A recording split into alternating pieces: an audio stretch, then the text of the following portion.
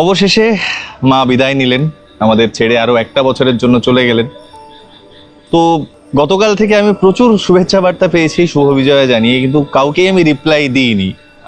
প্রত্যেকবারের একই নিয়ম আমার জন্য, অ্যাটলিস্ট আমার পাড়ার ঠাকুর যতক্ষণ না বিসর্জন যায় ততক্ষণ সেটা আমার কাছে বিজয়া নয়। এই মুহূর্তে এই যে আমার পেছনের চালচিত্র, ফাঁকা চালচিত্র, মা চলে গেছেন, একটা গোটা বছরের জন্য চলে গেছেন। এই এত আনন্দ আয়োজন সবই তো বৃথা মাকে ছাড়া, তাই কাল থেকে আর কিচ্ছু থাকবে না, এত লাইট থাকবে না, এত কিচ্ছু থাকবে না, তাই না? সবাইকে জানাই শুভ বিজয়ার প্রীতি ও শুভেচ্ছা। সবাই ভালো থেকো, সুস্থ থেকো এবং মিষ্টি মুখ করো আমার তরফ থেকেও।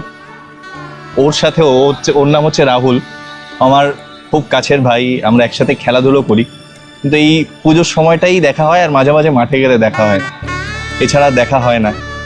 তো এই জন্য পুজোটাকে খুব মিস করি। আর যত দিন যাচ্ছে না, থিম পুজো চক্করে আমরা আমাদের ওই আগের আন্তরিক দুর্গাপুজোর ভাইবটা হারিয়ে ফেলছি আস্তে আস্তে। এই এখনই মানে আগে আমাদের এখানে পাড়ায় যখন ছোট ছিলাম আমরা ভাবতো মানে আড্ডা তো ছেড়েই দে, মানে ভাসানের সময় শয়ে শয়ে লোক আসতো, সেখানে এখন খুব কম লোক আসেন। কিছু করার নেই, সময়ের সাথে আমাদেরও মানিয়ে চলতে হবে, সময়ের সাথে আমাদেরও আপডেট হতে হবে। আবারও সবাইকে জানাই শুভ বিজয়া, টাটা।